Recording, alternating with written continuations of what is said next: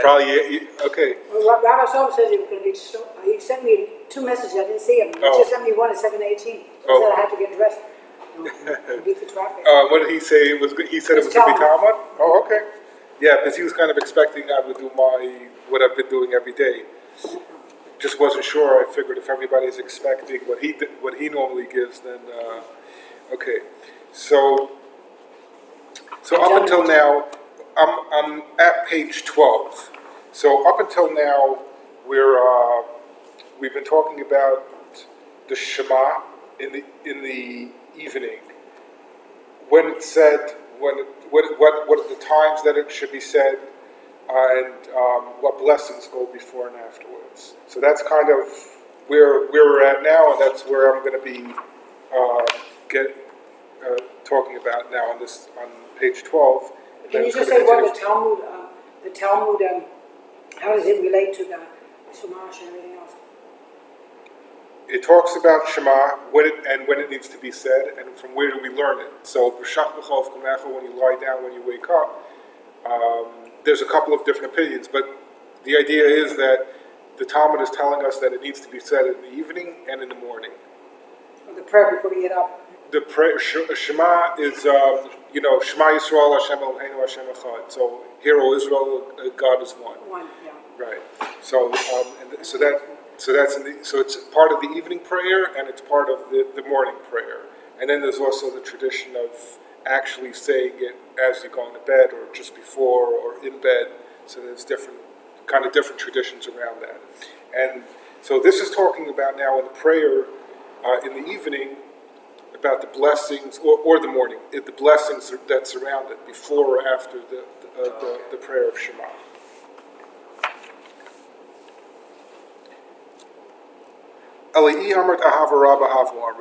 But if you say that the blessing they would recite was with an abundant love, my brachos ein ma'akvazozu, what proof is there that the blessings are not essential to one another?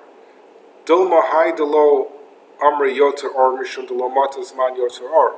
Perhaps the reason they did not recite who forms light is because the proper time for who forms light had not yet arrived. So there's 2 blessings in the morning prayer, and it's actually also pretty similar in the evening prayer. So one is translated as with an abundant love, and the other one is who forms light.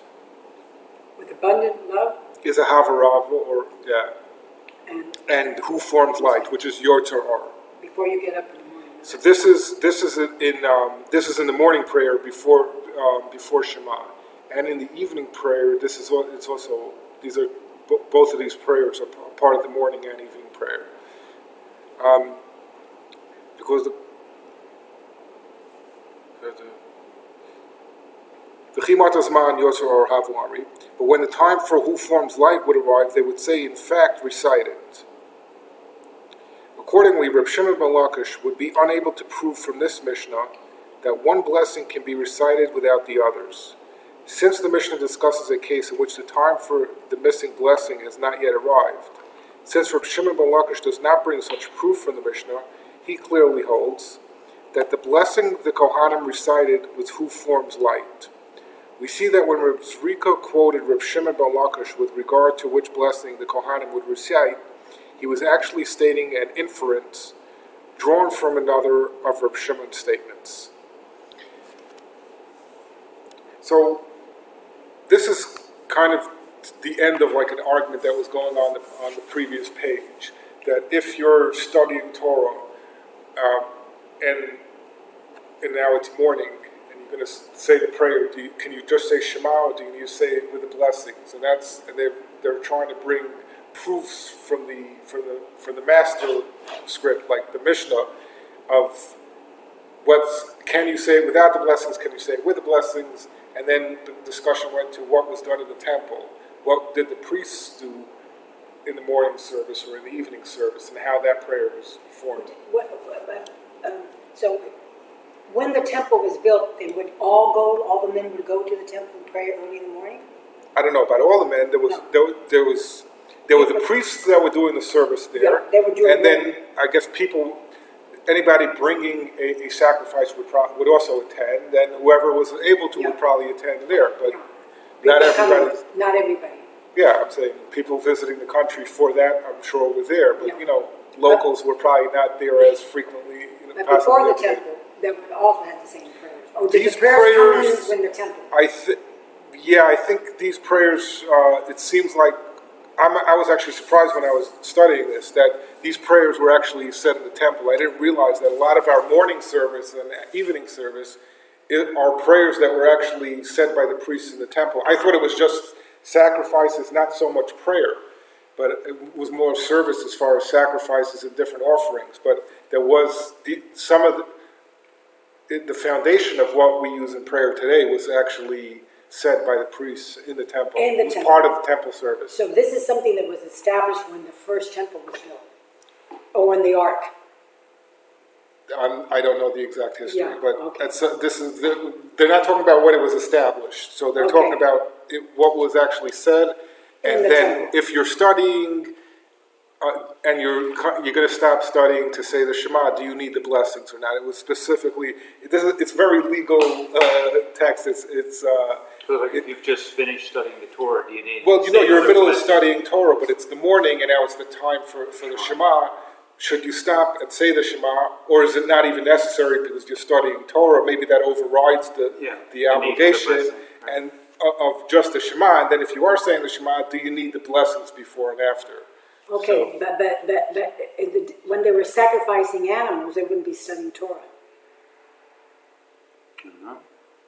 So, because the temple was, did they say, were these prayers said before the sacrifice? The prayers, well, at this time, when they're studying this, it's after the temple was already destroyed. Okay. They're not talking about somebody at the temple who's studying, and then the time came. They're talking about somebody who's sitting in a shul anywhere in the world and is studying. Okay. Does he need to stop? Okay, so this was something established after the temple, mostly for the diaspora. No, the prayers were established. Obviously, this was part of the temple service, but this is just talking about if somebody is studying anywhere, it's unrelated whether it's at the temple or not. Yeah.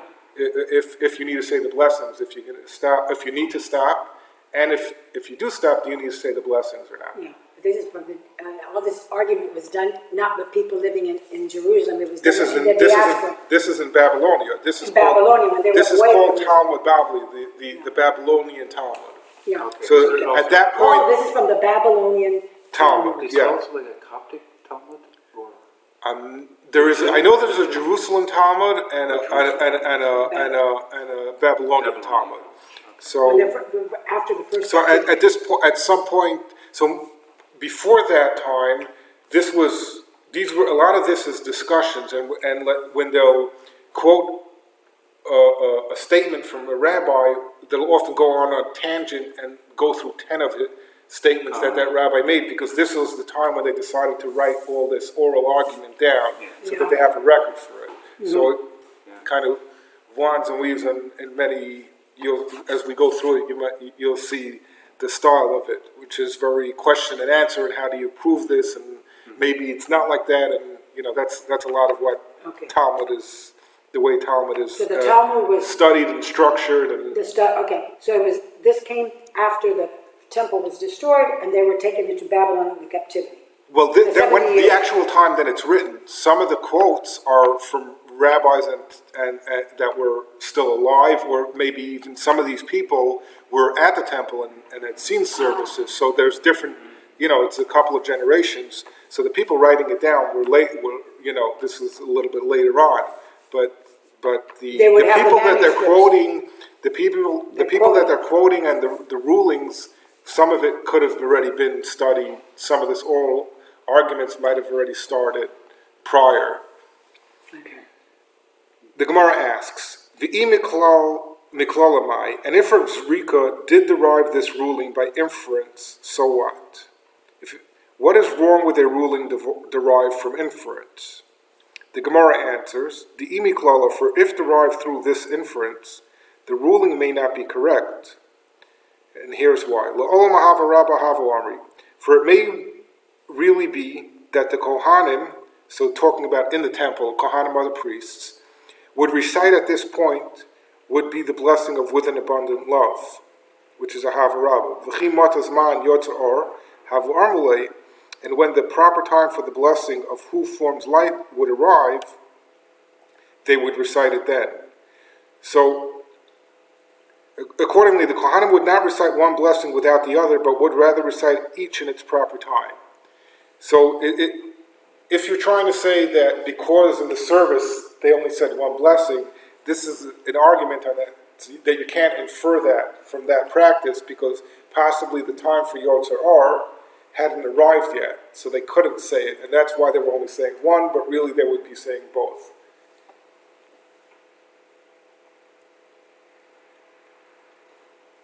Umay brachos ein ma'akvazozu. What then does Reb Shimon ben Lakish mean by saying that this Mishnah teaches that the blessings are not essential to one another? Seder brachos, only that the order of blessings is not essential. It is essential, however, to recite all of the blessings. So possibly the order isn't essential, but it is essential to say both of the blessings. Since Reb Zriko's inference can be refuted in this manner, it is important that we be informed that his ruling was not stated explicitly by Reb Shimon ben Lakish, but was only derived by means of this uncertain inference. Okay. Yeah, it's a little... Yeah. So there was no order. They could start with the first prayer or the last prayer, but I thought they had to first do the prayer of love and then the prayer of light. But only when you... So in the prayer, as it is today, yeah, it's you say the prayer of light first and then the abundant love. And it seems like the statement, there was a statement that Reb Shimon ben Lakish made that at the temple he was at a service and they said the abundant love first. They just said the abundant love. So that's what the Gemara is saying, is that it's possible that it was too early because maybe it wasn't light yet. Yeah. And that's why they didn't say Yotzer Or, because it was still like so twilight. It was still, well, not twilight, it was dawn or something. Yeah, because they had to first have the dawn. And you said the prayer. So they felt it was going to be too early to say that. So, and this was like, there was a comment made, and this was learned from inference. This wasn't a statement made that this is how it was. Somebody was talking about a story of this is how it was, and then now we're trying to establish what the rules are, and that's not necessarily proving that that's the case. That's what the Gemara is trying to say is, it's not very clear by that. You can't infer that very clearly. And the Gemara is, how do you pronounce it, Gemara? So the Mishnah, there was a period called of Tanaim, and then there was a period called Amoraim. So the Mishnah was written first by Tanaim, and then, which is much... But was it written outside of the temple or inside the temple? I have to start studying all this. Mishnah might have started in the temple times. I would have to see the time. I can't say for sure. I don't know the exact timelines. Mm-hmm. And actually, that would clarify if any of these Tanaim were alive when the Beis Hamikdash was still, when the temple was still standing. So that might clarify that. But the Talmud is an expansion on the Mishnah. The Talmud, it starts. The Talmud, if you go to the beginning, starts with the Mishnah, and then they start expanding on the Mishnah. Why does it say that? How do they understand this? And what's the meaning of that? And that's, for every Mishnah, you end up having 3 to 5 pages of insight. So the Talmud are the commentaries. The Talmud is the next generation of maybe, I don't know the difference in time. But there was a period of time of the Mishnah, which was written by Tanaim. Then they were in Jerusalem. I'm not maybe now. I'm not sure. We would have to, if we see the timeline, we might be able to kind of line that up or not. I'm not 100% sure about that. And the Amoraim, they came later. And there's kind of a concept that the Amoraim, they can't dispute the Tanaim because that's more senior. So they can just, if they're trying to dispute something, they'll bring another Mishnah or another Tana that's arguing with it. They won't directly argue with the more senior with statements or rulings. So there's like that. that kind of gap in respect between The different generations. yeah. So the Gemara discusses another segment of the aforecited Mishnah. The Mishnah stated, "V'korin aseres hadibros," that one of the things that they did in the temple, and they would recite the 10 Commandments. Oh, they did? So part of their services, they actually recited the 10 Commandments, then Shema, V'haya im Shema, Vayomer, and those are the different parts of Shema. In the prayer that Shema is the first Shema is the first verse, and then you have Vahafta, which is V'haya im Shema is the next part of the Shema, and Vayomer. Those are all considered part of the Shema. Vayomer is the part that talks about tzitzit and that part of the prayer. And every day they recited it. Yes, this today. Well, not the Aseres Hadibros, not the 10 Commandments, but in the morning prayer today, if you go to any Jewish service that has morning services, has the Shema in it. So especially Orthodox will for sure have all this full segment, the full 3 paragraphs. And the 3 paragraphs that form the Shema, which are "Hear, O Israel," and "It will come to pass if you will hearken," and Hashem said, "Emes v'yatzav avoda u'berkas kohanim." They would then continue with the following 3 blessings: Emes v'yatzav, the blessing of the temple service, and the blessing of the kohanim. Kohanim. And the third? Kohanim. Yes, the Kohanim. So the second Kohanim is the priestly blessing. You see. And then what was the third blessing? That's the third one. The second one was the temple service, the blessing of the temple service. And the first one was the 10 Commandments. That's before. So the 10 Commandments, Shema in its 3 paragraphs. Mm-hmm. After that was another 3. Emes v'yatzav, which is 1. They would then continue with the following 3 blessings. Emes v'yatzav, that's the first one. The blessing of the temple service, that's the second one. And the blessing of the Kohanim, that's the third. Yeah. And the first one was, what was the blessing of the first one? What was it? The first of this last, so this is the last 3. Oh, you're saying the first? Yeah. The first verse was abundant love. Abundant love. So the abundant love was given first. Yeah. And those times. Yeah. The Gemara discusses the practice of reciting the 10 Commandments along with the Shema. Amar Rabbi Yehuda Amar Shmuel. Rabbi Yehuda said in the name of Shmuel, Af bagvulin bikshu likros kain. They, i.e. the sages are the Tanaim, those are the ones that wrote the Mishnah, wish to recite the 10 Commandments along with the Shema in this manner, even in the provinces, i.e. even outside of the temple. Elo shekvar bitlam, but soon abolished them, i.e. their recitation, mipnei taromas haminin, because of the arguments of the heretics. Let's see the note on that. Are the idolaters? What were the arguments of the heretics? They just didn't agree with what the prayer order was?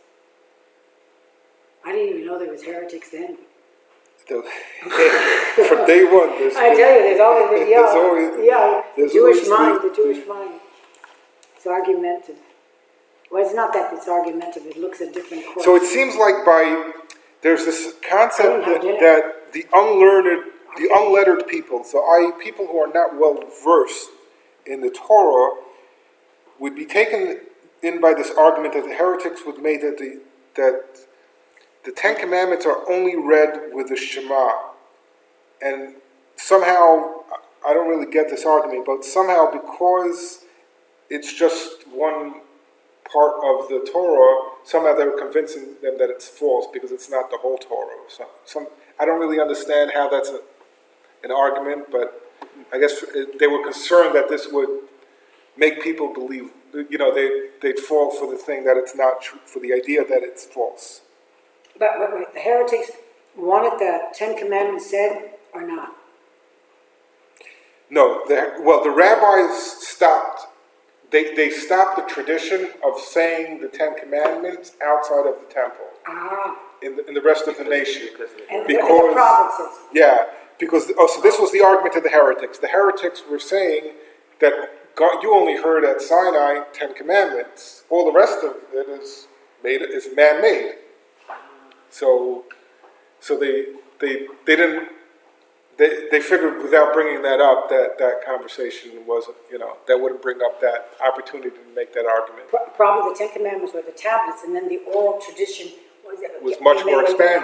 There's there's that joke that the Jews went to Sinai and told God, we want to give it back. Too much. We can't take it anymore. and they start bringing trucks and truckloads of all the books that have been written over thousands of years. And God comes down and he's like, what's all this? I gave you 10 commandments. Yeah. So that's kind of the argument. That's the argument of the heretic. But you know what? The 10 commandments are very important. That's the foundation. It's all expounded on from that, but that is the first. That's the intro, kind of. That is the cornerstone. So that's the heretics. So the other ones didn't want to read the. So the 10 Commandments only in the temple, but not among the people. Right. But the heretics said they should all be read, whether in the temple or outside. No, the rabbis stopped it because the heretics were using that. They were able to point, you're saying this, and that's the only part that's true. Everything else isn't. So they stopped the tradition completely. They stopped they threw the bathwater to avoid that. They stopped that. So you just say the rest of the prayer, but not the 10 Commandments outside of the Temple Mount, or outside of the temple. Yeah, there's no temple, so people. So that's why sometimes they slip into covenants, and all that. I think the 10 Commandments are, schools that have put on the 10 Commandments on the board have a better kids that behave better. The Gemara supports this from a brisa. Tanya Nami Hachi, it was taught likewise in a brisa. Rabbi Nassan Omer, Rabbi Nassan said, "Bagvulin bikshu likros." Wow, what next? Oh, okay, sorry. I was just repeating the same paragraph in it. The Gemara cites a related incident. Rabbi Bar Chana Savar mikbeinu besura. Rabbi Bar Chana thought to institute the recitation of the 10 Commandments along with the Shema in Surah. I'm not sure if Surah is Syria or somewhere in Israel. Amalei Rav Chisda said to him, Kvar bitlam mipnei taroma saminen. But they already abolished their recitation once before because of the arguments of the heretics. How can you consider reinstituting it? A similar incident, a Maimar thought to institute the recitation of the 10 Commandments along with his Shema in Nahar Da. Ravashi said to him, but they already abolished their recitation once before because of the arguments of the heretics. How can you consider reinstituting it? So we're at the top of 12a2. So we'll have more copies so everybody can follow along. Yeah, so other rabbis later on wanted to bring it back. There were different points where people said, let's do that today. And the old school people were saying, no, you can't do that. This has already been tried and abolished, and you can't put that back in. But each generation is different. And it's always like that. The new generation thinks it's a new idea, and the old generation is like, we've already seen that before, not so fast, Yeah, but the 10 Commandments, Moses, and when he came down with the tablets, that was very, very important. Yeah. Who cares what the heretics said? It was very. I would have just brushed the heretics out. Leave it an argument, though. Yeah, because they wanted to nip the heretics, but when they threw, it's like throwing the baby in the bathwater. Well, they're still doing the prayer. They're just not saying the 10 Commandments as part of the morning service in the Shema. At the temple, that was part of the prayers along with the Shema. It was part of that whole group of blessings. And now they're not using that outside. But it just shows you the Jewish mind, how it gets out. Remember, there's a lot of political. Look, it's the same thing as politics. It's the same thing. Look, it was a political decision because they could have brought it in and said, no, we're going to say it, and we're going to add the rest, and because the rest is just as important. But remember, the temple had a lot of services. You don't do that outside of the temple. So this is just one other thing, that's how they did it in the temple, but that's the only place that. But how do you know that the temple wasn't destroyed because they didn't allow the other people to read the 10 Commandments? You never know the spiritual laws. I mean, I think The it's Gemara- very significant that it was only allowed inside of the temple. And then what does God do? He has the two temples story. I think The Gemara quotes further from the aforementioned Mishnah. "Ubeshabbos mosifim bracha achas lemishmar hayotze," and on the Sabbath they would add a single blessing for the outgoing watch. The Gemara asks, "My bracha achas, what was the single blessing they added?" The Gemara answered, "Amar Rabbi Chalbo." Reb Chalbo said, "Mishmar hayotze omer lemishmar hanichnas." The outgoing watch would say to the incoming watch. So this is something that was discussed a page or two before. In the Mishnah, it says that the outgoing watch makes a blessing for the outgoing watch would say to the incoming watch, "Mishishikin shmo b'bayis," said, the one who has caused his name to dwell in this house, "Hu yashkin beinechem ahava v'achva v'shalom v'reus." May he cause to dwell among you love, brotherhood, peace, and friendship. Peace and friendship. So there were 24 watches. It was split. So in each watch would perform for 2 weeks in the year. So each watch is a weekly watch, and then the watch would change Shabbat afternoon they would do the morning and the Musaf prayer, and then it would change to the next watch for the afternoon prayer for Mincha, and The 12 there was a men. blessing. The watch was consisted of 12 men. I'm not sure how many people each watch had, but there were 24 watches, and those 24 watches performed twice a year. So it's just under a full year cycle. It's 48 weeks. The Gemara returns to our Mishnah, which stated, "Makom shamru laharech," in a place where they said to recite a lengthy blessing, one may not recite a short blessing. In a place where they said to conclude a blessing with the words, "Blessed are you, God," one may not refrain from concluding it in that fashion. The Gemara discusses the law in cases where one began a blessing with an erroneous intent, but concluded it with a proper intent. What does that mean? Intent. What does that mean? Now it's going to explain the question, so we'll get more of a picture. This is the benefit of studying it with the English. It gives you a little bit of background, because or else you would just start and you have to figure it out as you go along. Pshita, it is obvious that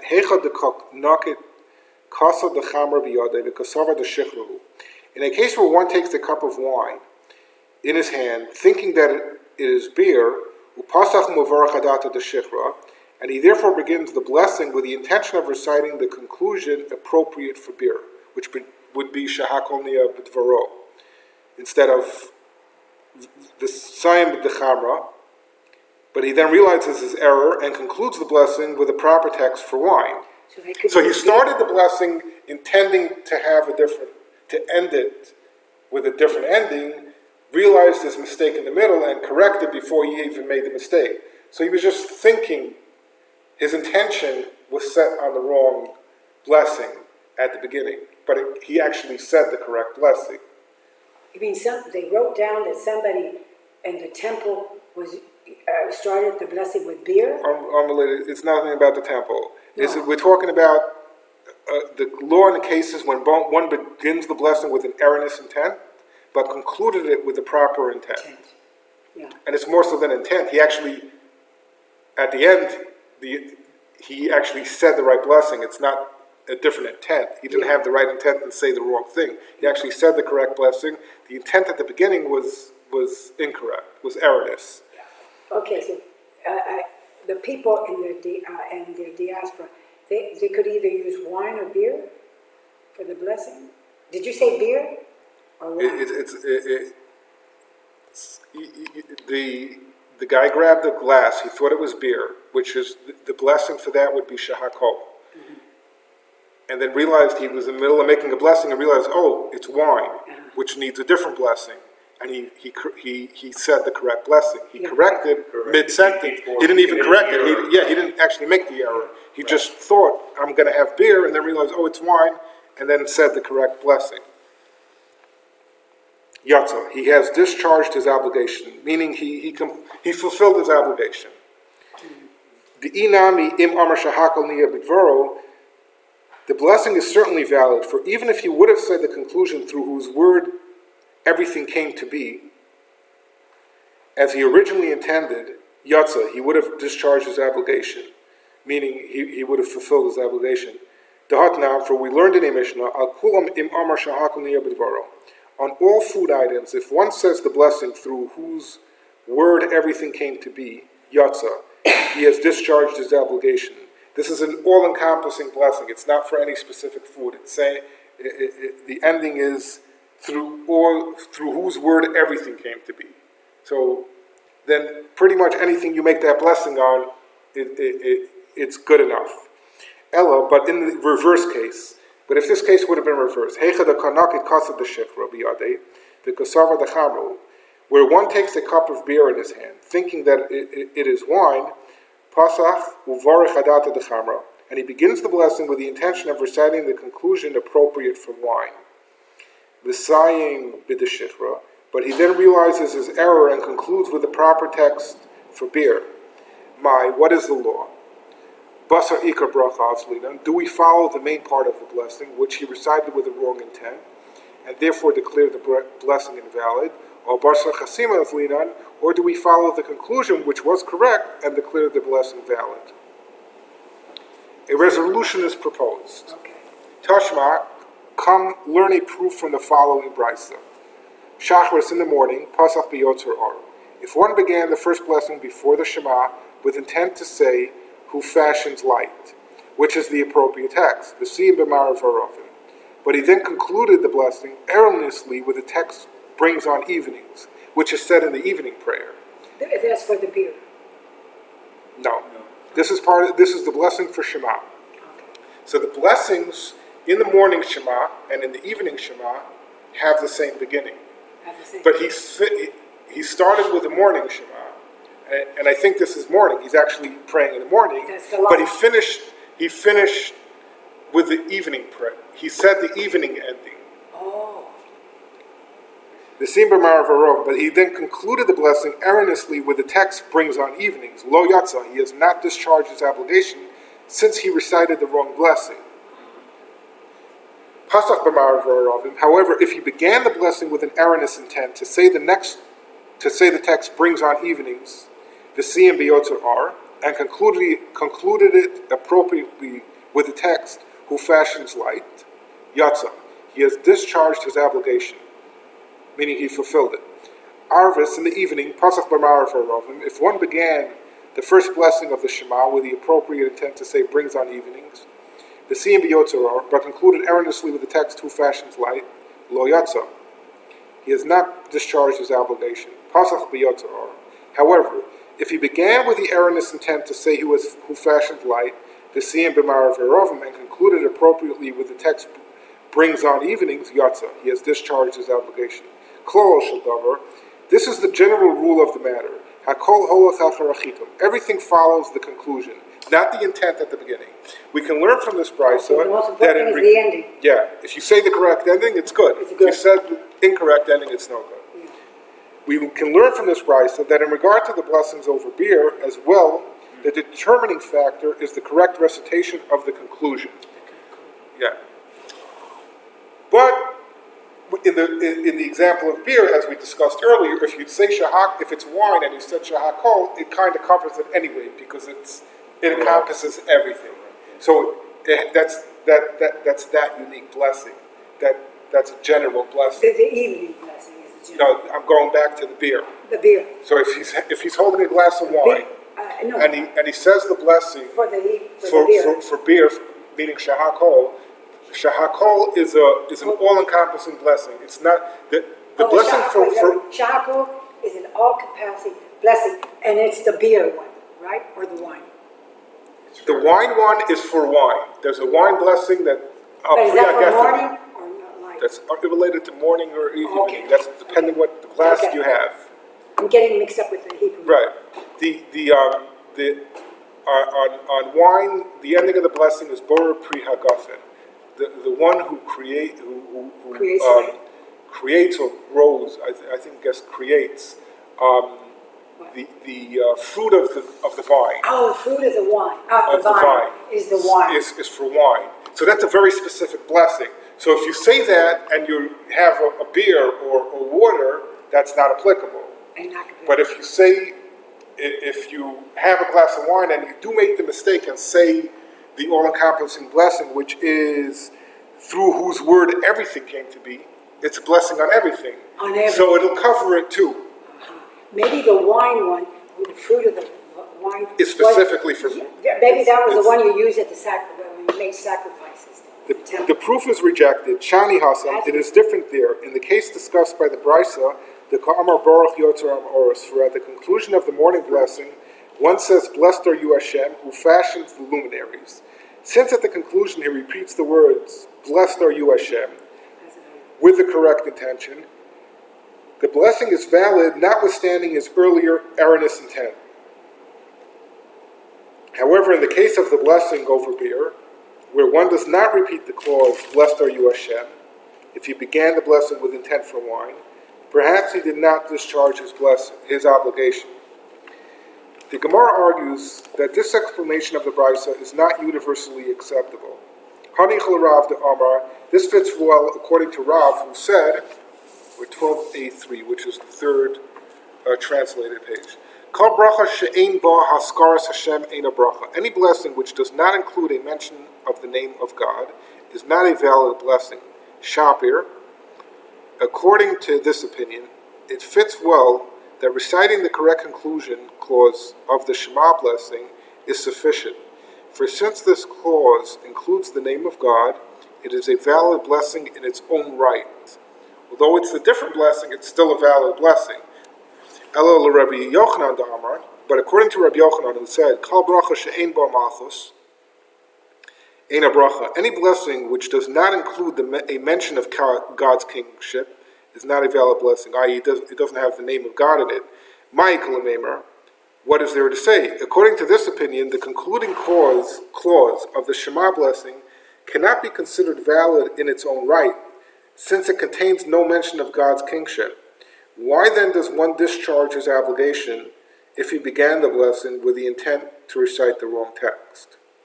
But he didn't mean to. One doesn't mean to recite the wrong text. Right. It's not about what he meant. It's more about, does he have to go and repeat it now? Has he fulfilled his commandment of the day of doing that? Or is that good enough? That's the difference in this outcome, is whether he needs to, or in the case of drinking, can you go ahead and drink, or do you need to make another blessing? Okay, but the mention of God, the first one with the wine is, blessed is he who makes the vineyard, right? But the blessings, all those blessings start with the name of God. Yeah, they start. So it's just the ending that has different words. Which one ends with God from the blessing? The one for None of them end with God. They all start with God. They all start with God. But the intention was how you finish the prayer. Yeah. So it has to mention God in some way, no? No, it starts with God, so it has that in it. The Gemara concedes and therefore offers a different explanation for the Brisa's ruling. Ela Kevin the Amar Rabba Barula.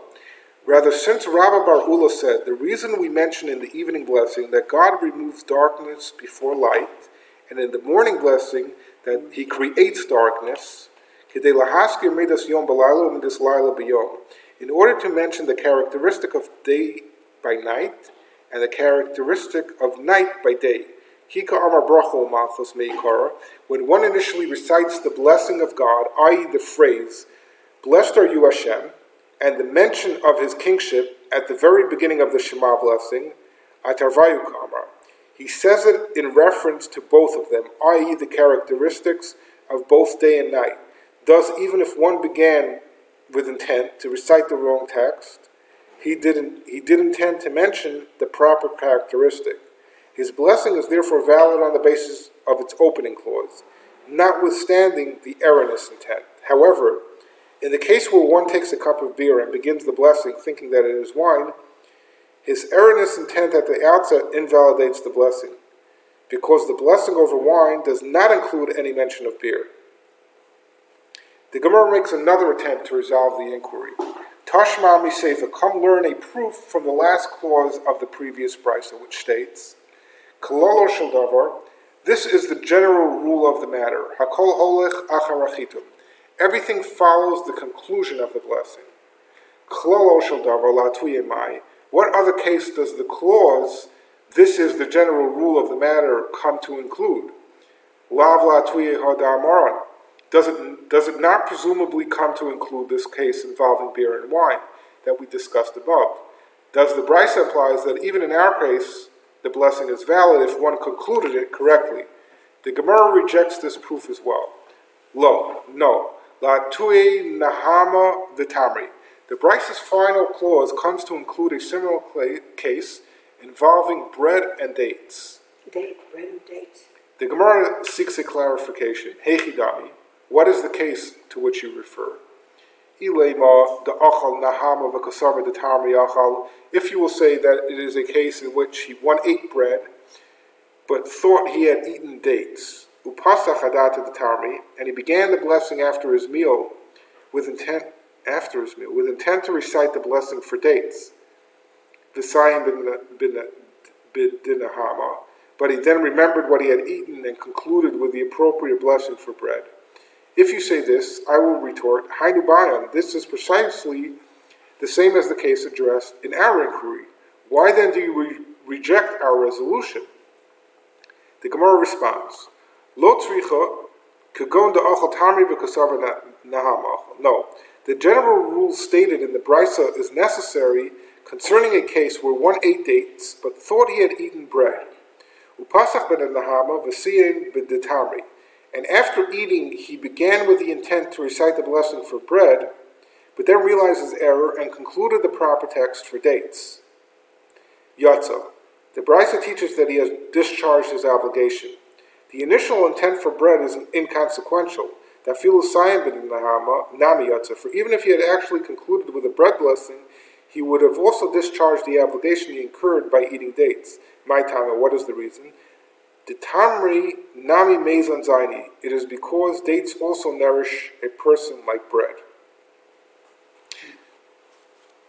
The Gemara now cites a teaching with regard to the blessings that follow the morning and evening Shema.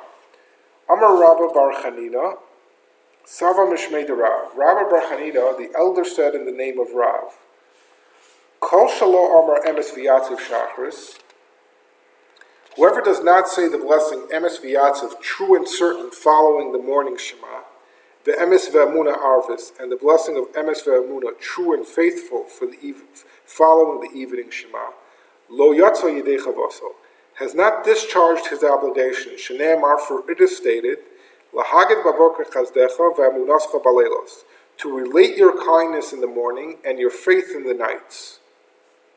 Having cited a teaching of Rabba bar Chinana, the elder in the name of Rav, the Gemara proceeds to cite several more teachings attributed to this source. So this is what I mentioned before, is that whenever we're quoting somebody and there's many statements this person made, they go in and talk about all of these different points. All the different levels.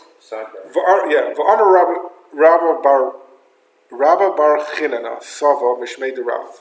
And Rabba bar Chinana, the elder, said in the name of Rav, Hamispal, one who is praying, Kishu Korea, when he reaches a blessing where he is required to bow, Korea Bavorach, he bows at the word blessing, Ukashu Zokef, and when he straightens up from his bowing position, Zokef Pashem, he straightens up at the name of God. So in the blessings, when we say, so Baruch, you bow down, Atal Hashem, you straighten up. Let me ask you, those names, are they Ashkenazic names on those names? This was before they split between Ashkenaz and Sephardi. Yeah, this is because long before that time. The names were like, Asher and the tribes, so those names sound peculiar.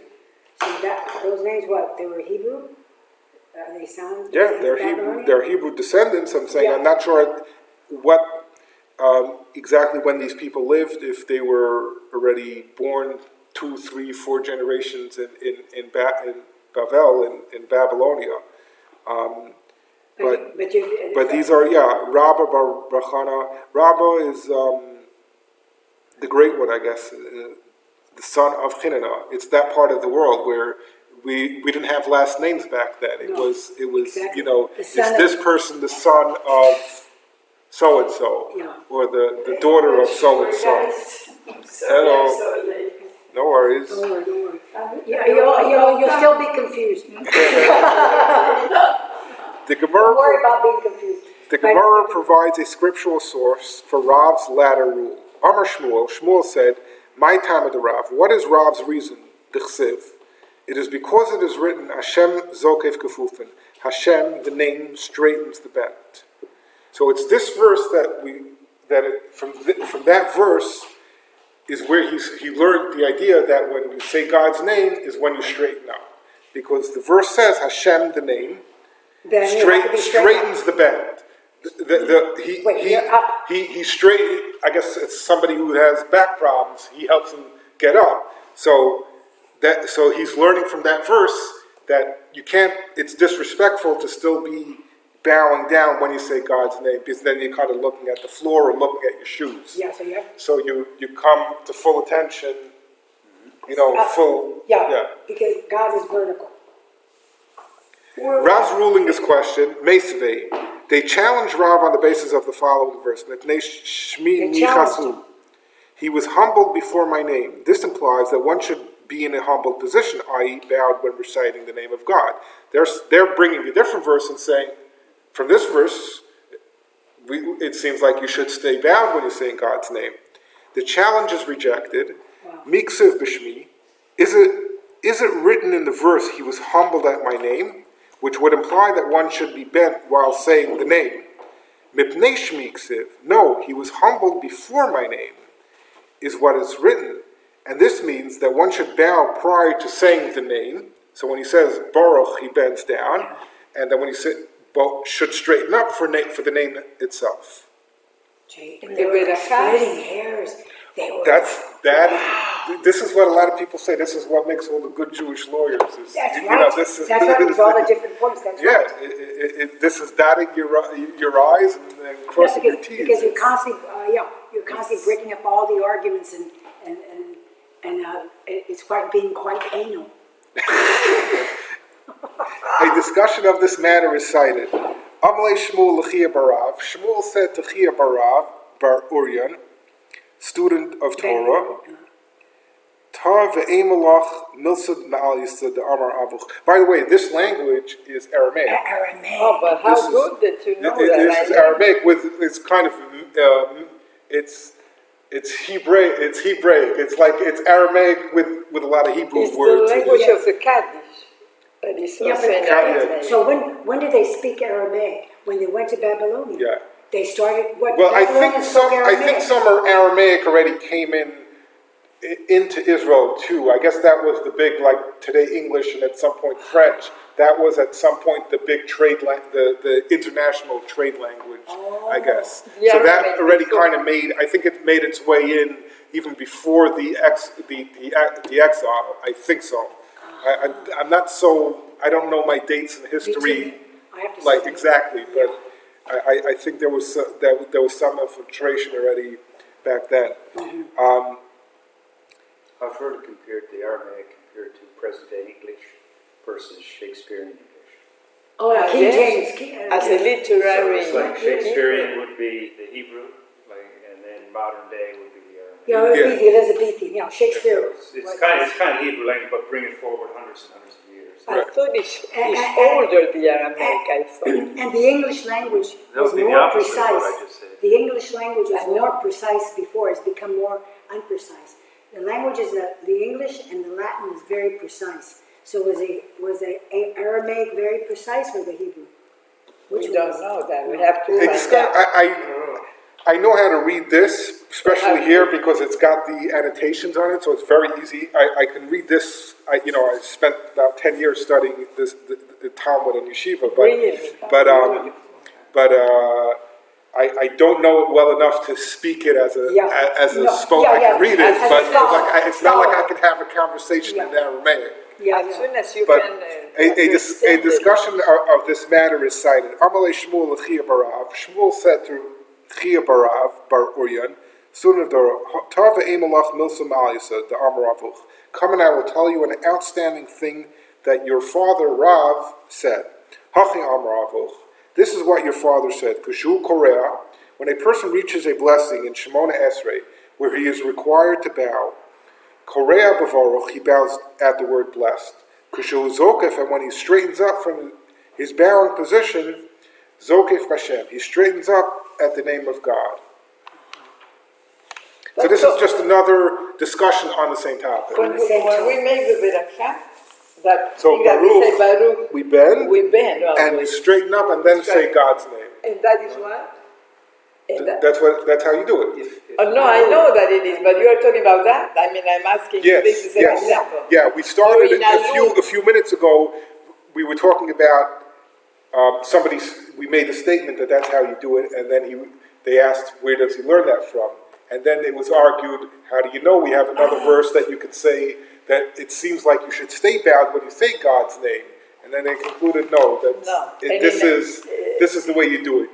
You bow at Baruch and Atah Hashem. You stand up and say God's name. Yes, Chabad always teaches to do like this. We do Baruch Atah, and like that. But in Alenu, it's the same story. But you're not saying Baruch Atah Hashem. You're not really saying God's name. But you're just saying V'anachnu korim, and we bow. Mushtachavim umodim, and we bow, and it's like 2 words of bowing. Mishtachavim is more like is even more of a malchem, but it's not. It's referring to God, but it's not God's name. In that case, we're not actually saying. We're not saying one of God's names. In that, it's different than the blessings, and that's why people stay down much longer when you say that. Baruch, you kind of it's one word, and you come right back up. And this was all written during the Babylonian captivity. This came I don't know how. I guess they were captive, and that's why they were 70 brought. years. So they were trying to. Sometimes obviously, that group that was initially taken by Babylon was almost like the Nazi trains to the camps. It was very nasty. But I think later on, look, they had the freedom to write the Talmud. I'm saying that's not an insignificant. They were given because of Daniel. So so I don't know my history there, but I guess at some points it doesn't seem like it was the initial group that was forcefully taken from Jerusalem to Babel. It was it was really captive. They were taken as prisoners, and it was almost like a death march. But it was also the elite because they left all the poor and Jews. They took the skilled labor, I think. They took the best. I mean, from the royal house, they took them into captivity, and then they left the poor. But it seems like at some point, they kind of established themselves there, and you see in some of these stories that rabbis came from Israel. So I guess there was some traveling as well. So there was. It could also be that this was 100. Second generation. Could be maybe 3 or 5 generations for all I know. I don't know how much later. Because some of them did stay in Babylonia. I don't know how many years later this is written. I'm not sure. This could be 400 or 500 years after the destruction, and then it could be a whole different. Right. They might have established themselves and had more. There is the history. I don't know my years exactly. I thought they only stayed 70 years until Cyrus. Till they rebuilt the second temple? No, till they were allowed to go back. It was 70 years of captivity because he was taken at 16. Yeah, but I think Daniel I doubt was 16. this. I don't. I might be wrong, but I don't think this was all written within that 70 years. Yeah, you think there's different commentators. They didn't all go back. Huh? They didn't all go back. No, exactly. Jews always stay in certain countries. You can find Jews all over. Well, even in Egypt, only 20% left. 80% didn't leave Egypt. So it's always a very small fragment that actually makes it back. Makes sense. People don't want to leave their homes. No, exactly. Yeah, especially once you're established. It happened in Spain. Yeah, when you get pushed out, then you go. But other than that, you normally, unless it's very desperate, sometimes it's more fearful to go to a place you don't know. Especially back then, it wasn't like you get on a plane and you go. Not everybody's just the journey itself could have been life-threatening. Well, what happened in Egypt is exactly that. The people were so afraid to move that only 20% of the rest got assimilated with You're saying 20% in the Exodus? Yeah, only 20%. when they left Spain, they went back to Egypt. 80% of the people stayed in Egypt for what you are stayed saying. or got killed before they left. No, That's got kind of depending on the they got context. assimilated. In Portugal, when I was We're talking about Egypt yeah, specifically. in Egypt. a lot of them after they left Spain, they went to Egypt.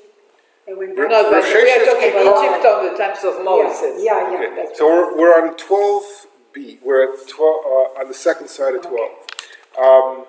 The Gemara demonstrates how one should bow. Rav Sheshes ki kara. So we're kind of just repeating it again, but it's another Repeat it opinion, for me because I didn't hear. We're finalizing. It's a long thing. No, but When Rav Sheshes bowed, I explained that Yeah. the verse that we learned it from, then it was challenged, and then we're concluding that you say you bow at Baruch and you straighten out at Hashem. Okay. Now we're going to see another. The Gemara demonstrates how one should bow.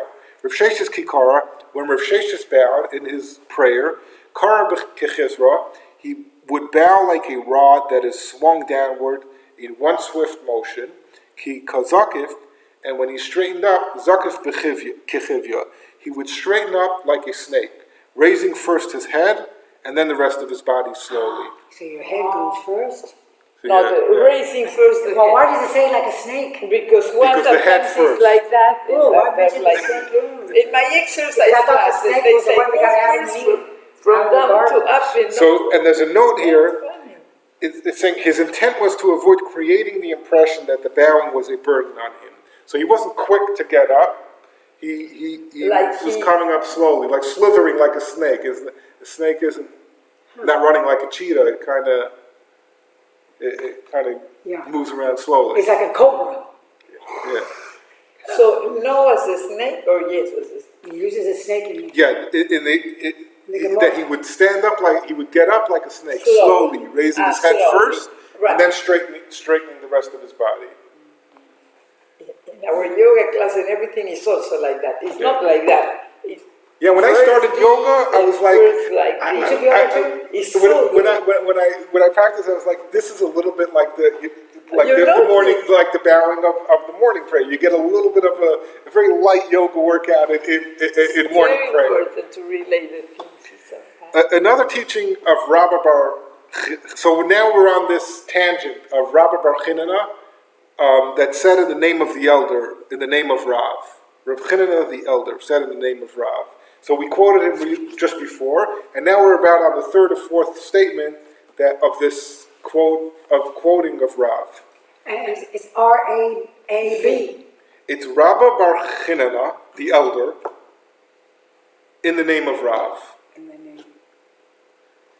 So, Kol HaShana Kula, throughout the year, Adam Mispalel Ha'el HaKadosh, a person prays with the text, the Holy God, as the concluding phrase of the third blessing, Melechov Tzedako Mishpat, and the text, the King who loves righteousness and judgment, as the concluding phrase of the 11th blessing, Chutz mi'asar yomim shebein Rosh Hashanah v'Yom HaKippurim.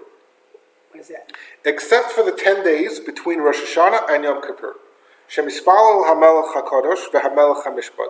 When one prays with the text, the Holy King and the King of Judgment, in place of the usual text. So in our prayer books, you'll see that there's in brackets or parentheses, and they'll say at these blessings during the 10 days of atonement from Rosh Hashanah to Yom Kippur, you finish the blessing with a different word. Yeah. It says HaMelech HaMishpat instead of Ha'ela Kadosh. And what does that mean? The Holy King instead of the Holy God, and the King of Judgment.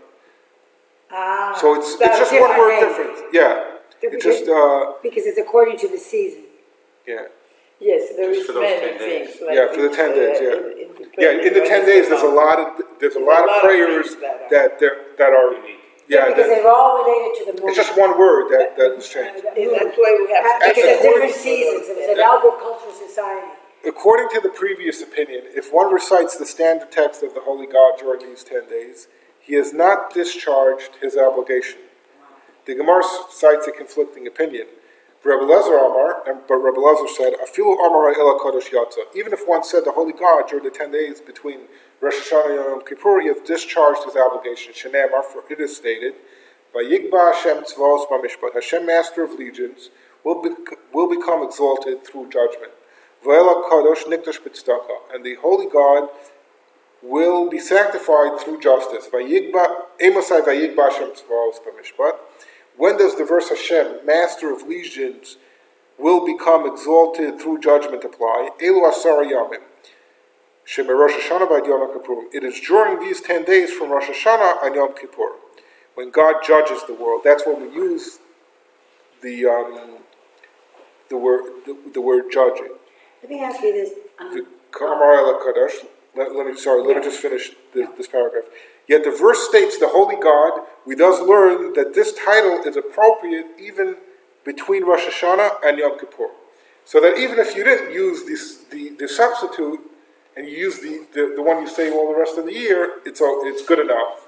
You don't have to go back and repeat the prayer. No, I just want to understand something. There was all these symbolic, because the words of God were symbolic of what you were supposed to do. But how did God become a personal God to the individual? That's another story. Yeah, because that might be another night. Okay. That's a big topic. Because you're following this bowing and everything. There's 2,711 pages, which is a 7.5-year cycle. So there's a lot of topics. Yeah, but could you summarize? But I want to know. 711 pages. No, I'm saying when did God become a personal God to individual? Was that through the mysticism, through the Kabbalah? No, because this is all ritual. This is all getting the ritual right,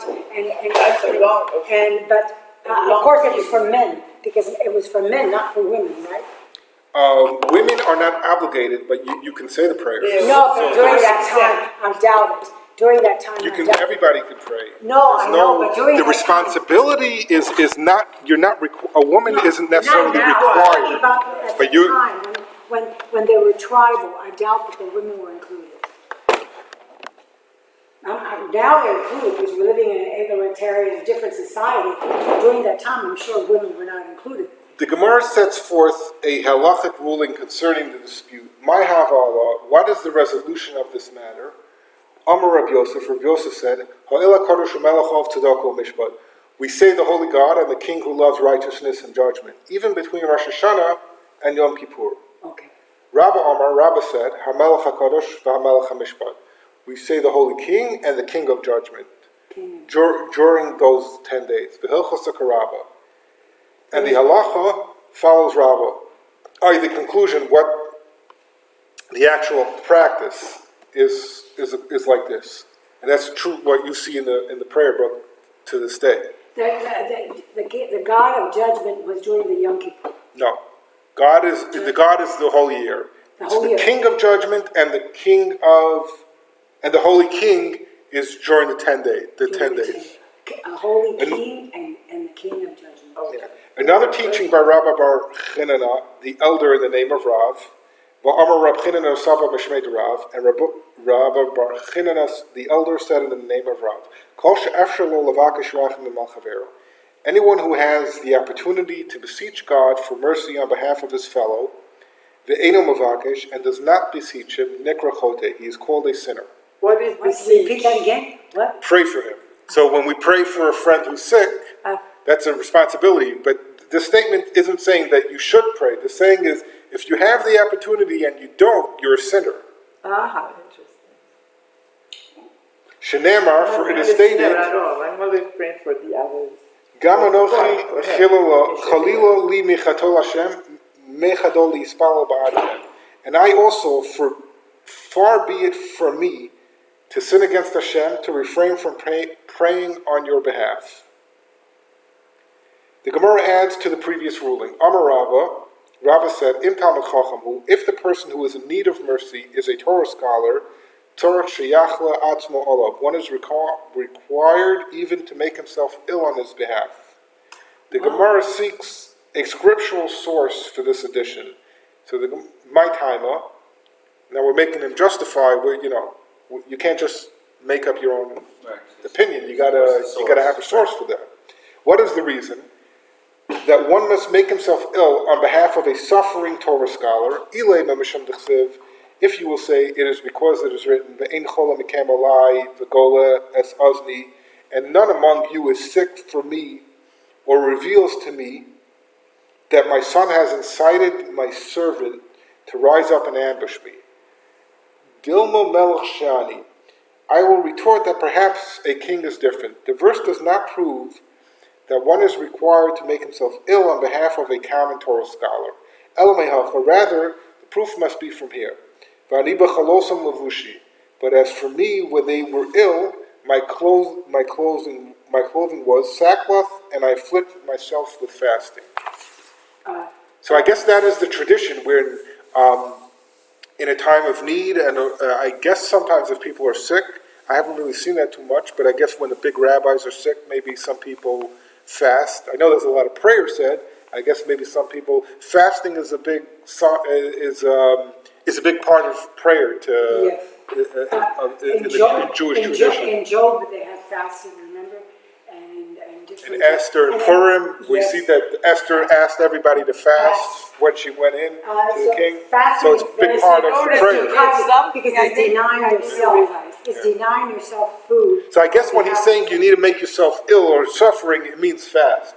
I don't think it means you don't whip yourself and not into that, like you don't physically mail yourself, right? Your desire for food in order that you can to show solidarity and before God. But besides that, for instance, in Tisha B'Av, I've heard rabbis saying this: the fact that one fasts and have a little headache and all of the symptoms that a person that fasts is to kind of elevate of the needs of the body and start feeling a little bit what would happen in those days. Yeah, feel a little bit of pain. Those people died and suffered in real pain, so a little bit of headache and a little bit of stomach growling is feel a little bit something. To physically feel it, and at the same time to elevate ourselves from the body, from the needs of the body. Right. Elementary. Well, I gotta tell you, I've been doing that. I've been fasting every morning. I just fast. Another teaching by Rabbi Bar Chinana, the elder in the name of Rav. The Amar Rabbi Bar Chinana Sava Mishmei Rav, and Rav Chinana, the elder said in the name of Rav, Kala Osad Varavero Misbayishbo. Anyone who commits a sin and is embarrassed of it. What sin? What sin? It's talking about general. Anyone who commits a sin and is embarrassed of it, Mochalin Lo Al Kalavon is forgiven for all his sins. Shenamar, for it is stated, Laman Tiskari Vavosht, in order that you remember and be ashamed. V'lo yialach od pischon peh mitnei kli masech, and so that you no longer have an excuse because of your humiliation. B'chapri lach l'chol asher asis, when I forgive you for all that you have done, Ne'um Hashem Elohim, the word of Hashem God. So this is in Ezekiel, these verses. The Gemara rejects the proof from this verse. Dilma Tzibur Shadi, perhaps an entire congregation is different than an individual in this regard. The Gemara offers another proof. Elamehacha, rather this statement can be proven from here. Vayomer Shmuel al Saul, and Samuel said to Saul, Lomahir Gastani lahalos arsi, why did you disturb me to raise me up? Vayomer Shal Tzali Ma'od Uflishtim Nechamimi. Saul replied, I am in great distress, and the Philistines are at war against me. Ve'Elohim sar me alive v'lo anani od. God has turned away from me and does not answer me anymore. Who says that? David. Gam b'yad ha'neviyim, gam b'chalomos. Neither through the hand of the prophets, nor in the dreams. Ve'ekra el l'chal lo dieni ma'esa. So I called upon you to inform me what I should do. Ve'ilu urim v'tumim lo ka'amar. Now Saul did not mention the fact that he was not answered through the Urim V'Turim as well. Okay, wait. Would you explain in English because Mishum the Katle Lenov Ira Kohanim, And this is because he was embarrassed that he had massacred the residents of Nov, the city of Kohanim. So he killed out the whole city of priests. Uminayin da'achilulei min shemaya, and from where do we know that he was forgiven by heaven for his sins?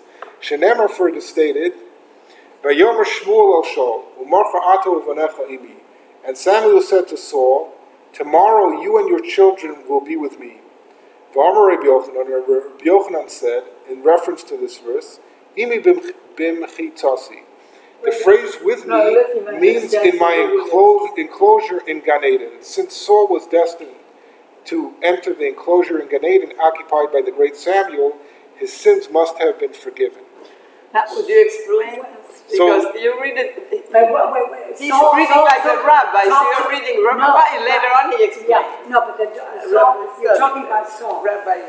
So Saul was complaining or crying that God doesn't come to him in dreams. He doesn't speak to him through the prophets anymore. Because he took the the reason was that he was kind of excommunicated from God. Was he killed this city of priests? And the city of priests of Jewish priests? No. Yeah. Is that so? When that happened? Yeah, the ones who were against him, and they were because they were for David, and he killed him. No.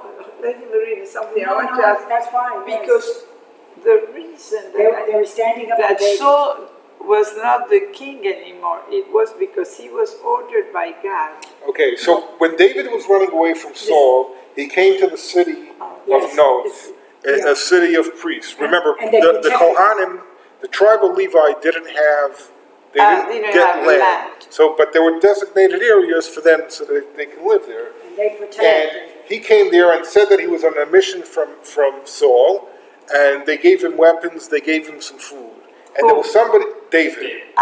Yeah. And there was somebody there that went to Saul and told him that they protected him. So Saul went and killed the whole. Yeah. That is beautiful. But they did protect him, didn't they? They gave him food. Yeah. So at the king's instruction, Doug proceeded to kill all the inhabitants of the city who were, in fact, totally innocent. Yeah. But God, when communicating with the spirit of Samuel, Saul was embarrassed to say that God had not answered him through the Urim V'Tumim. Urim V'Tumim is the plate that the Kohen Gadol, the high priest, wore of the breastplate with the 12 stones. What's the name of that? Urim V'Tumim.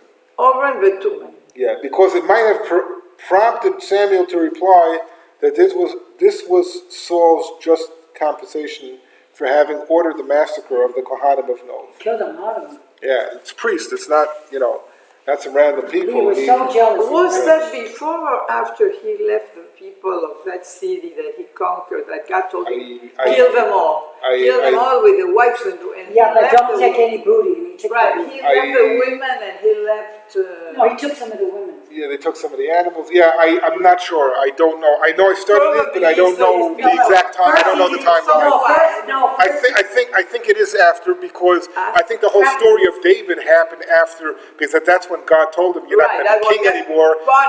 And I guess that's when he started getting jealous, because he already knew who the next one was going to be, and he figured, let him... And he was afraid that David would kill him, but David never would take the life of Saul was extraordinary in all of his functions, but he started to do that that God didn't like him anymore when he ordered that killing everybody, and he But then we see in these verses the Gemara is saying here that he was forgiven for that. He was forgiven for that. Yeah. For what? For killing the priest? Not killing. He was forgiven. What, for killing the priest? Yeah. An alternative... Why would he be forgiven for the priest and not why? It doesn't say why. It's just there's a verse that they're saying proves that he was forgiven. An alternative proof that Saul's sins were forgiven. Rabbanan Amri Mehacha. The rabbi said that a proof can be drawn from here. V'hokanum l'Hashem v'giv Shal b'chir Hashem. And we will hang them for the sake of Hashem in the Gibeah of Saul, the chosen of Hashem. This means that a heavenly voice emanated and proclaimed about Saul, he is a chosen of Hashem. When was that? Since Saul was called the chosen of Hashem by a heavenly voice, Right. his sins must have been forgiven. The Gemara now returns to the topic of Shema. So now, after all of this detour, we're coming back to our topic, which is actually the Shema prayer. That's where we started. So why did we deviate here? This was because we were talking about the quotes of Rabbi Bar Chinana the elder in the name of Rav. So we just went through about 5 or 8 of his quotes. But he's talking about Saul. How does that apply to That's the one of the prayers? quotes. This was one of the quotes. No, but I have to get it in my head. We went from the prayers, right? We went from the prayers and the wine and the intent of the prayer and how you finish the prayer is more important to the Saul slaughter. So the How does it last statement, there's no connection. The only connection is that Rabbi Bar Chinana said it in the name of Rav, and he said this. He made the statement. They were quoting him again. That says that somebody who does a sin and is embarrassed by it, he is forgiven for the sin.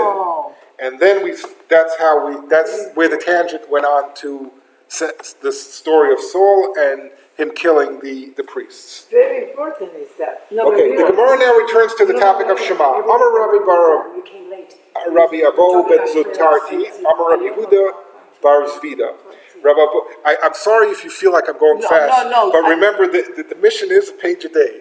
So how am I going to understand my English? Because this is my third language, not even my second. You got a good mind. You understand. the Gemara now returns to the topic of Shema. Amar Rabbi Abo ben Zutarti, Amar Rabbi Yehuda bar Zvida. Rabbi Abo ben Zutarti said in the name of Rabbi Yehuda bar Zvida, Bikshu l'kbar Parshas Balak b'Kriyas Shema. They sought to establish the passage of Balak in the reading of Shema. U'mipnei ma lo kavua.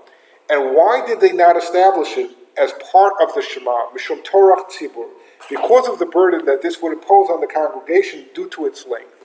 The Gemara inquires, my time, now what is the reason that they wish to establish this passage as part of the Shema? If you will say it is because it is written in this passage, El Motziim Mitzrayim, God brought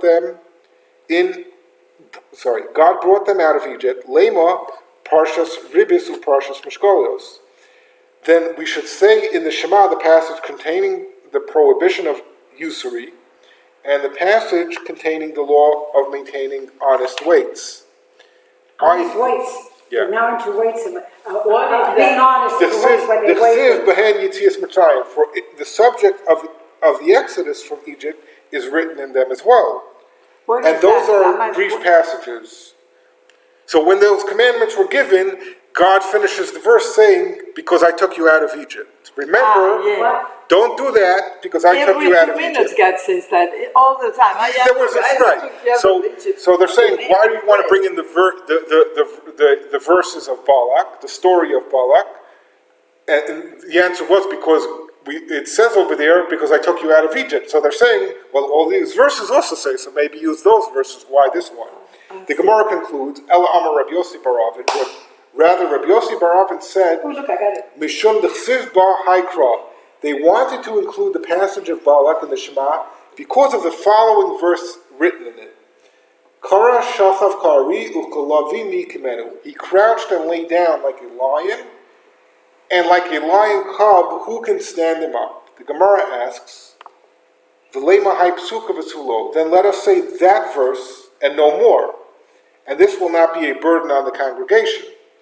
The Gemara answers, Gemire, we have a tradition that kol parasha the Pascha Moshe Rabbeinu, Paskinon, any passage of the Torah that Moses, our teacher, divided, we may divide. I've gotten lost. But I'll find where I'll make the connection. Do you need when we finish, the whole picture, Do you need this open? I'm recording. Oh. The lemahai psuka v'tulo. Then let us say that verse and no more, and this will not be a burden on the congregation.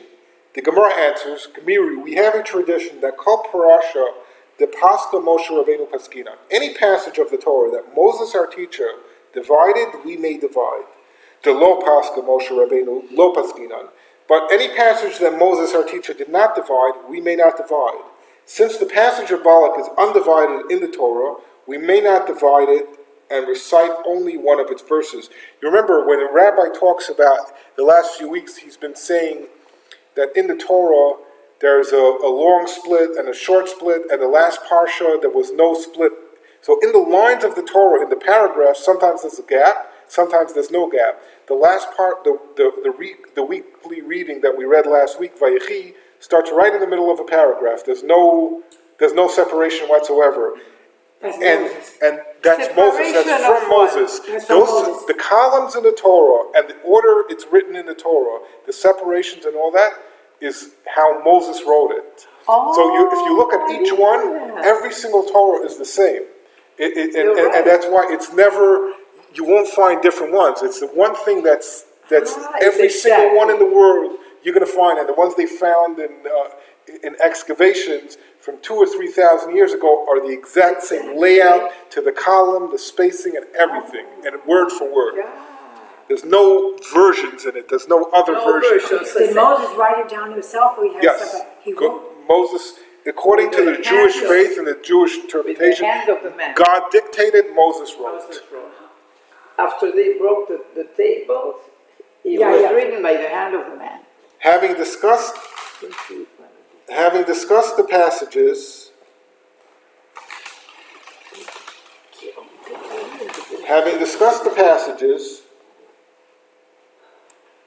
sorry, I lost my spot. Having discussed why passages of Balak was not included in the Shema. So the reason we didn't bring the Balak in was because it was too long. It was going to be too long for the congregation to pray. Balakim is what? Yeah.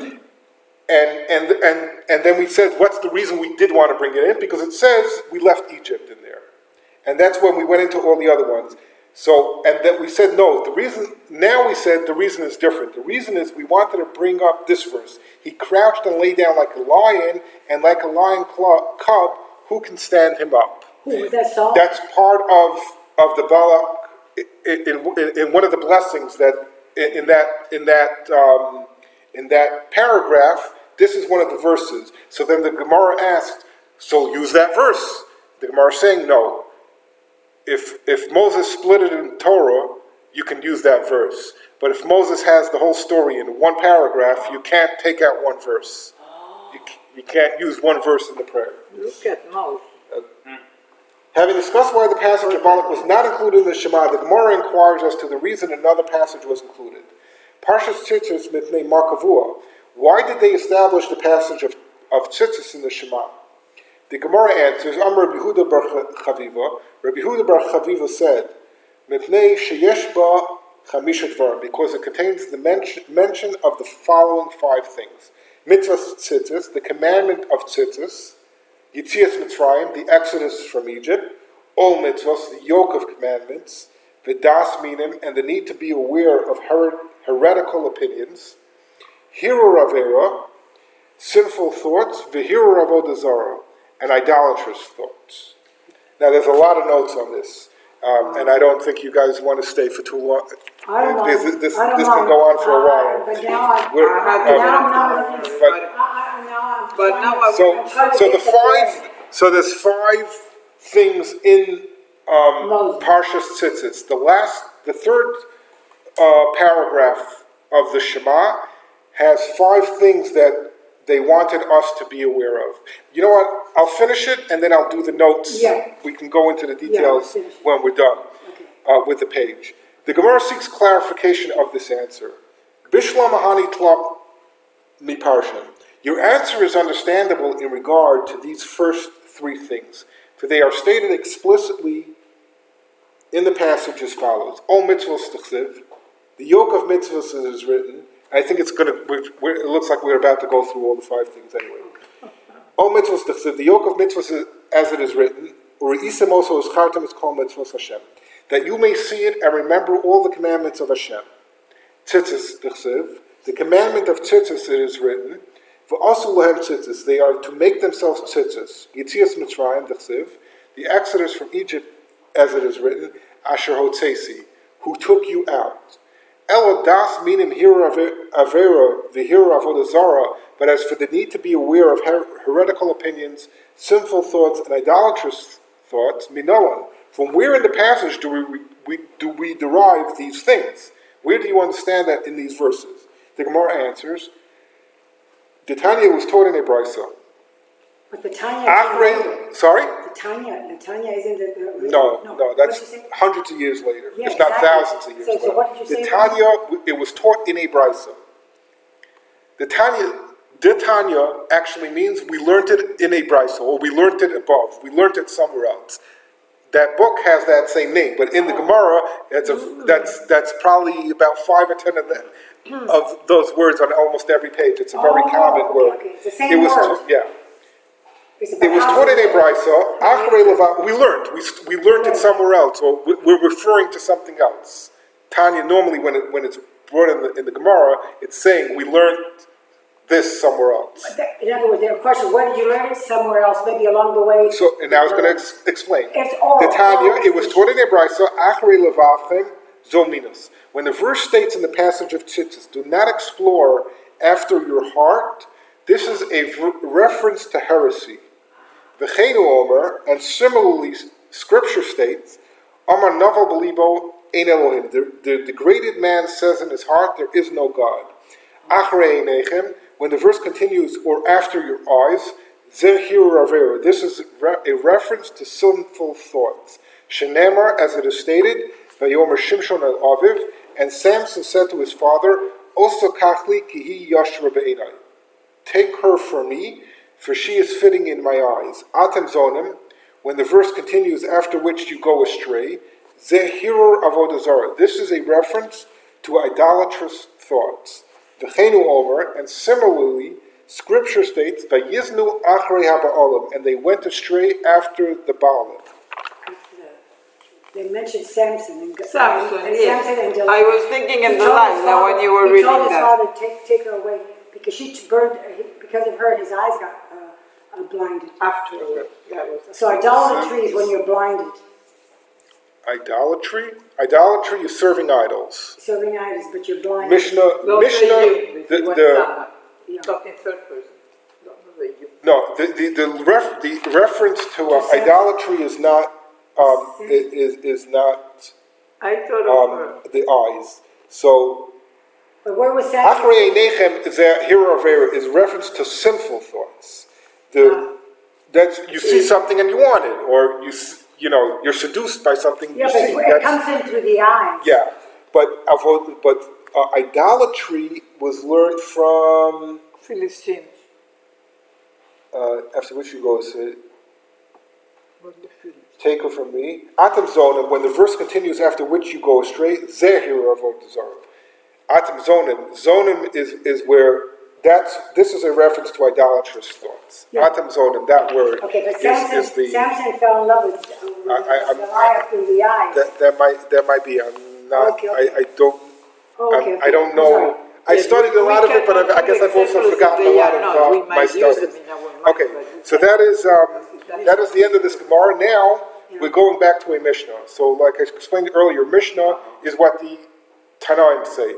Yeah. It is the previous generation, and then the Amoraim come and expand on it. How do you learn this? Where from? Why? What's this argument? Why don't they agree? Trying to understand every facet. So the Mishnah is the oldest. Yeah, it's the older. Yeah. Is the Mishnah discusses whether the nighttime recitation of the Shema must include all three passages that are recited in the morning. So, Maskir and Yetzias Mitzrayim B'leilos. We mentioned the Exodus from Egypt at night by reciting even the third passage of the Shema.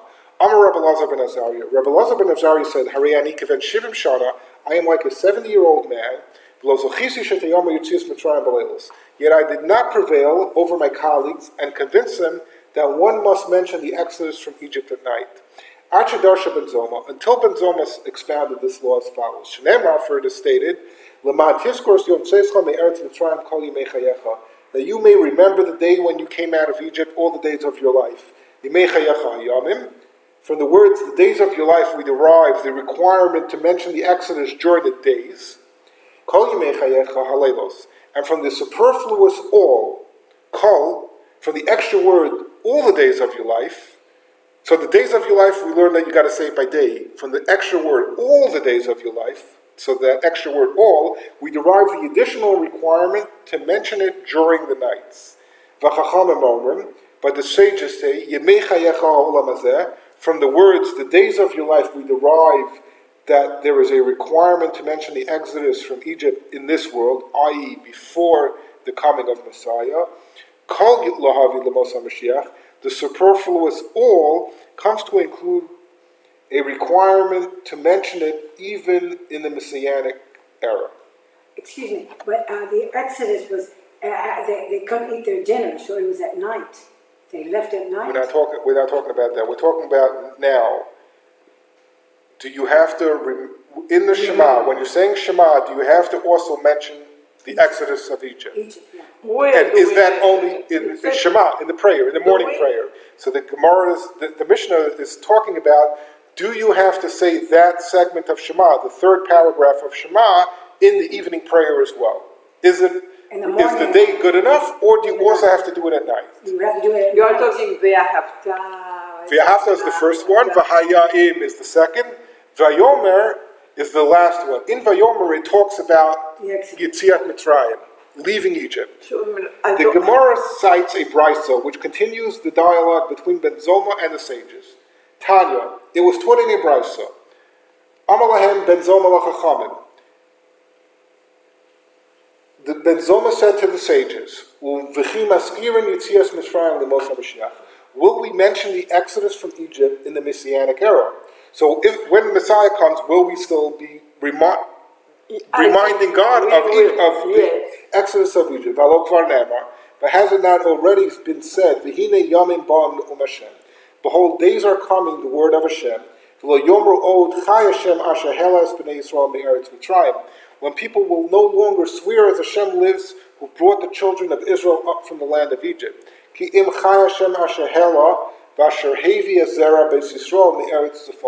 But rather, as Hashem lives, who brought up and brought back the offspring of the house of Israel from the land of the north,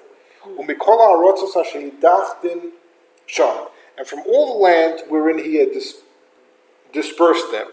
Amulo, the sages replied, this verse does not mean that the mentioning of Exodus from Egypt will be uprooted from its place, i.e.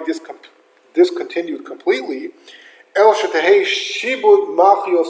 rather that the mentioning of the redemption from the dominion of foreign kingdoms will be primary. And the mention of the Exodus from Egypt will be secondary to it. The sages cite another instance in which the expression "it shall not" means that something will be relegated to secondary importance rather than abolished. Kayotzebo ata omer, similarly you say, with regard to the following verse, Lo yikare shimcha od Yaakov, your name shall no longer be called Jacob, ki im Yisrael shemecha, but Israel shall be your name. So that's another example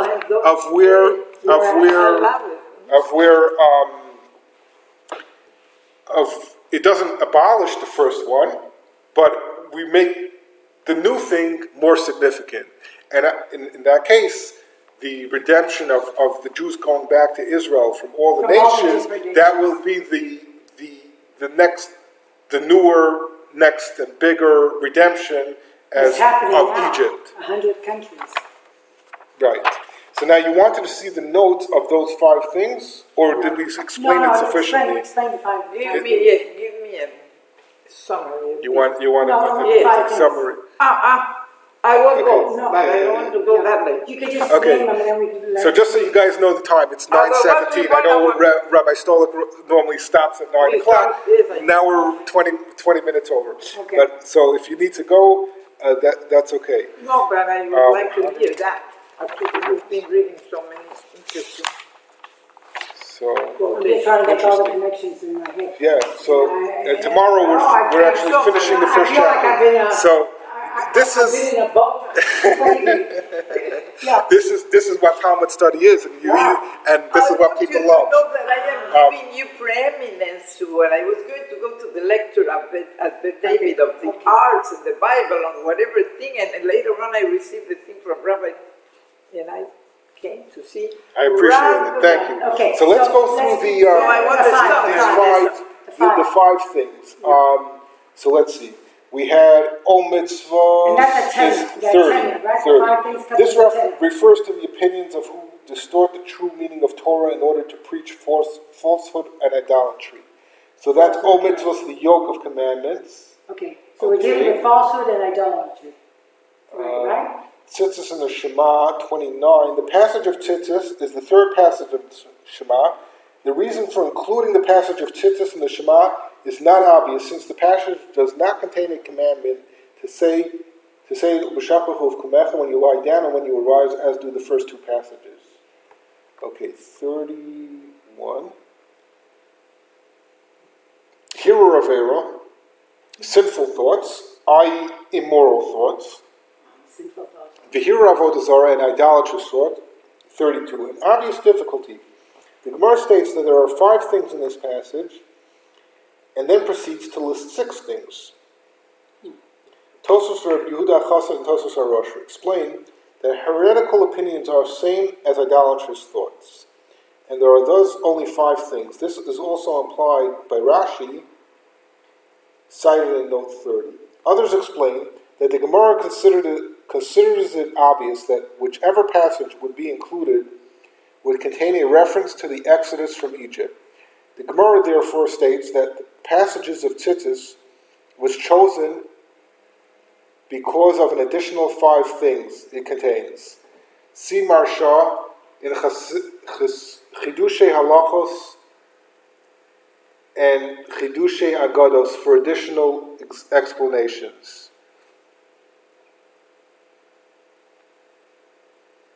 Sorry, Kelby just called me 3 or 4 times. I'm just going to tell her. Still Who is this Kelby? give me class. Checking up on you. Yeah, she probably expected me back a little bit earlier. Exactly. We tell you we were very good people. So the Gemara, okay, whichever passage would be included would contain a reference to the Exodus from Egypt. The Gemara therefore states that the passage of Tzitzis was chosen because of an additional 5 things. So we could have chosen a few different things that refer to the Exodus of Egypt, but we chose this because it has all these things in it. All these, yeah. So, and also Tzitzis is considered the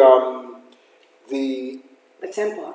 Tzitzis is supposed to, between the knots and the ties and the strings, it all adds up to 613. So it reminds you of the 613 commandments. It was to remind the person of the commandment. Of the 613. Okay. Hashem, that you may see it and remember all the commandments of Hashem. 33. Numbers 15:39. Strangely, Rashi cites the verse "I perform all my commandments," verse 40, as a source for the yoke of mitzvahs. Presumably, he had a different reading of our Gemara. So it seems like he had a little bit of a different Gemara. A different version or different edition. Where was he from, Rashi? Rashi was in France. No, Rashi was from Spain. Rashi? I thought Rashi was in France. Rashi. I'm not sure. The one Rashi. No, Rashi. Rashi one. Rav Shimon Yitzchaki. I thought he was in Rashi. Paris. What's the name of that one from Salamanca? Salamanca, Spain. It's Andalusia. The 12th century. Yeah, 12th century. No, the Rambam. I'm talking about the Rambam. It's the same? No. This is earlier. That he carries his opinion in his heart. Okay. And you wanted a summary. So. Yes. Tell us the 5. No, that was the 5. That was just going through the notes on those 5 things. I didn't understand it. Did you went through the 5? We went through the 5 in the Talmud. The 5 was in the Talmud. Now we went in. Now I was looking at the notes on the 5 things. Oh, okay. So the 5 were. So let's summarize the end first, and then we'll summarize earlier. So the 5 were. One was Egypt. The students won't leave until there's a summary here. I'm going to tell Kelvia. And I want your phone number, and can your phone number? because Sheish it was Brach very Chamesh solid. Dvar. We're Okay, here, so we're these are the 5 things. Okay. Yitzias Mitzrayim, Exodus of Egypt, 1. All mitzvahs, the yoke of commandments, 2. The das minim and the need to be aware of heretical opinions. And where? 3. Hero avera, Which is? sinful thoughts, the hero of avodah zarah, and idolatrous thoughts. Those are the 5 things. Very connected, all of them. Yeah. So we started today. The page today started on the end of the last page, talking about if you're studying in the morning and it's time to say Shema, do you need to say the blessings before and after? Well, first of all, do you need to stop to say Shema, or could you just study? Because you're studying Torah anyway. Do you need to actually stop and say Shema? And do you need the blessings before and after? And then The blessings of the meal of the Shema, the Torah. of the Shema. In the morning and evening prayers, there's blessings before and after the Shema. I think this should be the first and should be the last at night. My mother taught me the Shema prayer. Right, and there's blessings before and there's blessings after the Shema. The Shema is not a blessing. What type of blessing? Or related to the Shema? In the Siddur, there's yes, blessings morning and evening, before and after the Shema yes, in the part morning of the and evening blessing. prayer. So the and then there was an example given that at the temple during the services they would say only one of the blessings, and they were trying to infer from there that there's only one blessing and you don't need both blessings. And they were saying, no, that's at the temple, that's different. And then we went into the idea that at the temple during the service they used to say, they would also say the 10 Commandments. They would say a blessing of the services, of the avodah. That's from the slaughterings, they had their own. We don't do that now. They had a specific blessing for the sacrifices and stuff. But we read that. No. No, but it's actual blessings for the service. That's not the Shemona Esrei of today. The Shemona Esrei we do today is instead of that, but that's not the actual. It's the 18 blessings of the Amidah. So after we talked about that, we went on to a discussion about the idea that they actually instituted saying the 10 Commandments are part of the Shema around the country, around Israel, outside of the temple. And then that was stopped because the heretics were using that to say, oh, you see, those are the 10 Commandments, that's the only true Torah. Everything else is not true. So they stopped it. They stopped using the 10 Commandments as part of the prayer. Then we had a quote from... But it's still used in the temple, but I'm not outside the temple. Yeah, that was stopped. And then we went on to...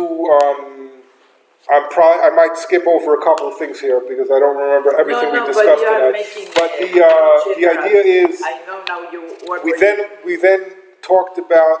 We started talking about the quotes from Reb Chananah the elder, said in the name of Rav, and I think we had about 5 or 8 of those quotes. And I think that's about when you... Who are we talking about? Rav? Rabbi Bar Chananah the elder in the name of Rav. And all of these guys that you mentioned before, who are they? There are different rabbis in the some of them are Tanaim, are from the Mishnaic times. The people actually speaking here are more Amoraim, which is the next generation of scholars. So Amoraim is the Gemara, which is an expansion on the Mishnah. The Mishnah was written by the Tanaim, which was the previous generation. The early generation. The earlier generation. That was in captivity. Or maybe the second generation. I don't know the exact... I don't know that comparison. The first ones they were not allowed because they were still under captivity, but they probably gave them the oral tradition. And then the second generation... Right, that's the reason they have to make it oral. And then... I'm just going to close the recording. Thanks for watching. Please like, share, and subscribe.